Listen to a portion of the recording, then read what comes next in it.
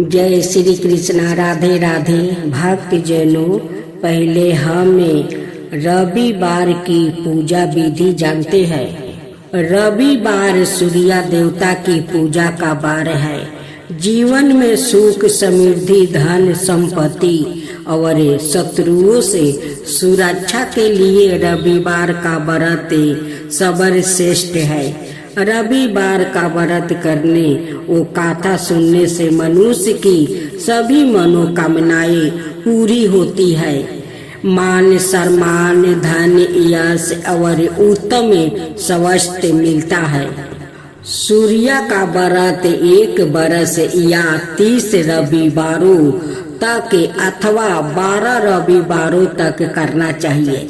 रविवार को सूर्योदय से पूर्व बिस्तर से उठकर शौच और स्नादि से निवृत्त होकर स्वच्छ लाल रंग के वस्त्र पहने, तत्पश्चात घर के ही किसी पवित्र स्थान पर भगवान सूर्य की स्वर्ण निमिरित मूर्ति या चित्र स्थापित करें। इसके बाद विधि विधान से गंध पुष्पादि से भगवान सूर्य का पूजन करें। पूजन के बाद व्रत कथा सुने। व्रत कथा सुनने के बाद आरती करें। तत्पश्चात सूर्य भगवान को स्मरण करते हुए ओम हने हिने होने सा सूर्याय नमः इस मंत्र का 12 या 5 अथवा 3 माला जप करें। जप के बाद शुद्ध जल, लाल चंदन, अक्षत, लाल पुष्पा और दूभा से सूर्य को अर्घ दे। सात्विक भोजन और फलाहार करे। भोजन में गेहूं की रोटी, दलिया, दूध, दही, घी और चीनी खाए। रविवार के दिन नमक नहीं खाना चाहिए। तो साथियों, हम सब रविवार व्रत की पौराणिक कथा श्रवण करें। प्राचीन काल में एक बुढ़िया माई रहती थी। वो नियमित रूप से रविवार का व्रत करती थी। रविवार के दिन सूर्योदय से पहले उठकर बुढ़िया माई स्नादि से निवृत्त होकर आंगन को गोबर से लीप कर स्वच्छ करती थी। उसके बाद सूर्य भगवान की पूजा करते हुए रविवार व्रत कथा सुनकर सूर्य भगवान का भोग लगाकर दिन में एक समय भोजन करती थी। सूर्य भगवान की अनुकंपा से बुढ़िया माई को किसी प्रकार की चिंता और कष्ट नहीं था। धीरे धीरे उसका घर धन धनाय से भर रहा था। उस दिन बुढ़िया माई को सुखी होते देखकर उसकी पड़ोसिन उससे जलने लगती है।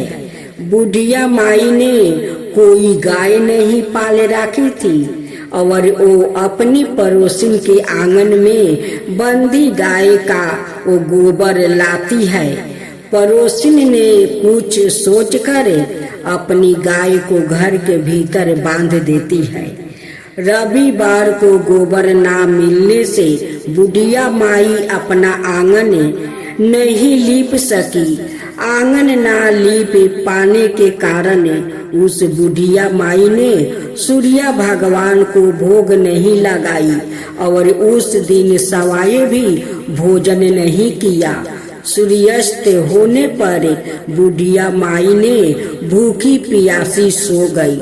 प्रातः काल सूर्योदय से पूर्व उस बुढ़िया माई की आंख खुली तो वो अपने घर के आंगन में सुंदर गाय और बछड़े को देख कर हैरान हो गई। गाय को आंगन में बांधकर उसने जल्दी से उसे चारा लाकर खिलाई। पड़ोसन ने उस बुढ़िया माई के आंगन में बंधी सुंदर गाय और बछड़े को देखा तो वो उसे और अधिक जलने लगी। तभी गाय ने सोने का गोबर कर दिया। गोबर को देखते ही पड़ोसिन की आंख फटी के फटी रह गई। पड़ोसिन ने उस बुढ़िया माई को आस पास ना पाकर तुरंत उस गोबर को उठा लेती है और अपने घर ले जाती है और अपनी गाय का गोबर वहां राख आई। सोने के गोबर से पड़ोसिन कुछ ही दिनों में धनवान हो गई। गाय प्रतिदिन सूर्योदय से पूरब सोने का गोबर किया करती थी और बुढ़िया माई के उठने के पहले पड़ोसिन उस गोबर को उठा कर ले जाती थी। बहुत दिनों तक बुढ़िया माई को सोने के गोबर के बारे में कुछ पता नहीं चला। बुढ़िया माई पहले की तरह हर रविवार को भगवान सूर्य देव का व्रत करती रही और कथा सुनती रही।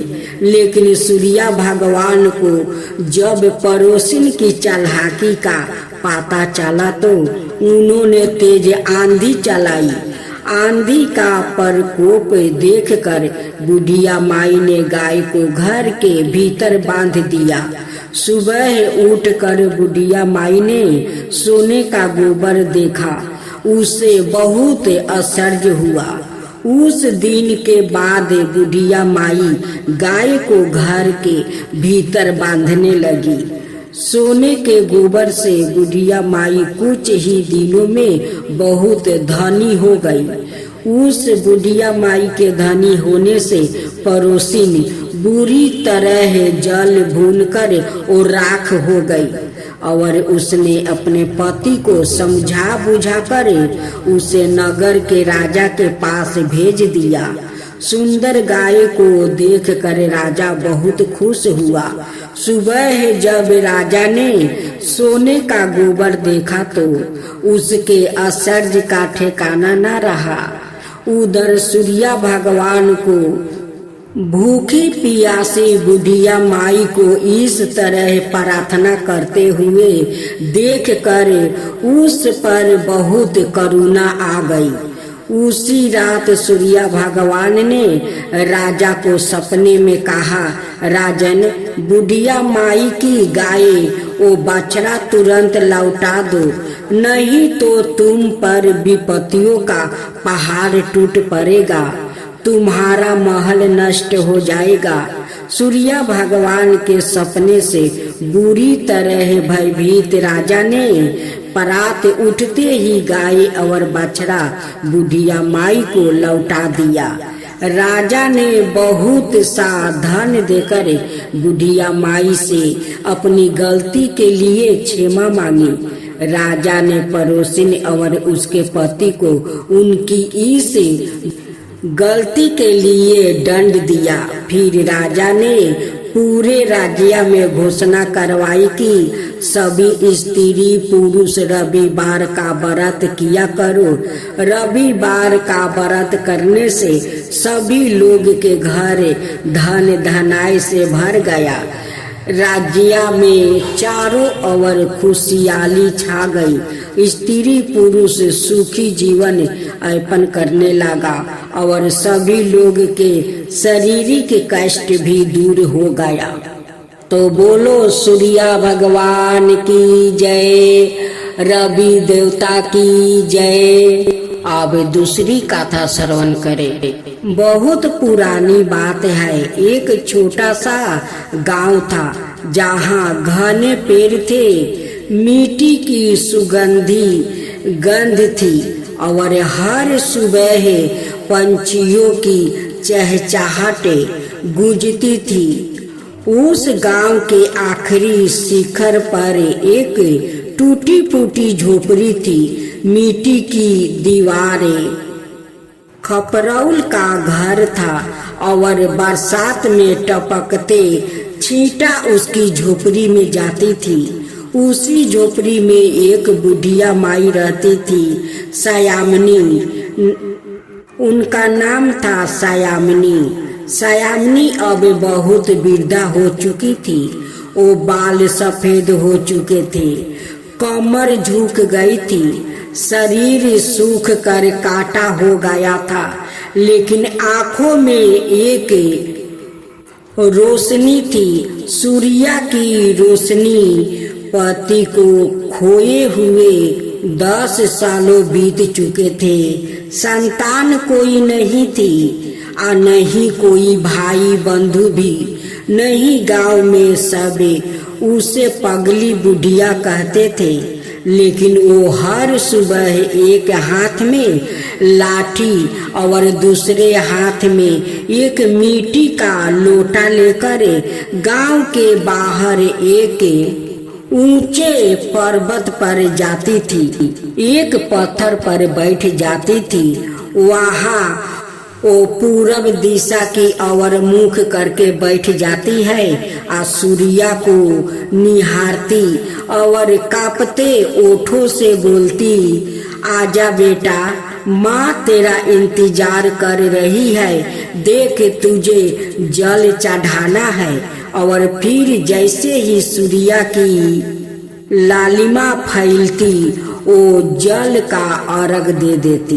एक कांसे के कटोरे से जल गिराता, सूरज की किरणों से चमकता हुआ, और वो दोनों हाथों जोड़कर कहती, हे सूर्य नारायण, तू मेरा पुत्रा है, तू ही मेरा जीवन है। मेरी झोपड़ी चाहे अंधेरे से भरी हो, पर जब तू चमकता है, मेरा हृदय रोशन हो जाता है। लोग हंसते, पर माँ अनदेखा कर देती। गांव के लोग कहते हैं, बुढ़िया जाती रही, सूरज को बेटा कहती है, जल चढ़ाती है। क्या कोई सूरज से रिश्ता जोड़ता है? कभी कभी छोटे बच्चे उसकी झोपड़ी के बाहर पत्थर मारते, कह कर, देखो देखो, सूरज की माँ अब भी भटकते खपराउल झोपड़ी में बैठकर वो भजन कर रही है। पर बुढ़िया हंस देती थी और कहती, बेटा, चाहे दूर क्यों ना हो, माँ का आशीर्वाद उसे पहुँचता है। सूरज मुझसे दूर है, पर माँ के प्यार से नहीं बच सकता है।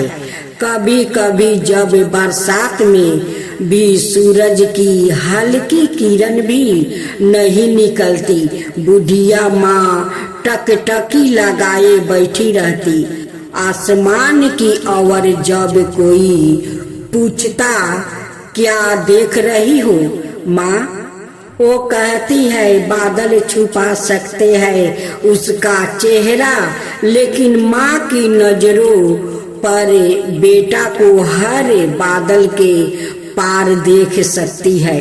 बुढ़िया का शरीर थक गया, पर भक्ति नहीं छोड़ी। अब बुढ़िया की उम्र 89 पार कर चुकी थी।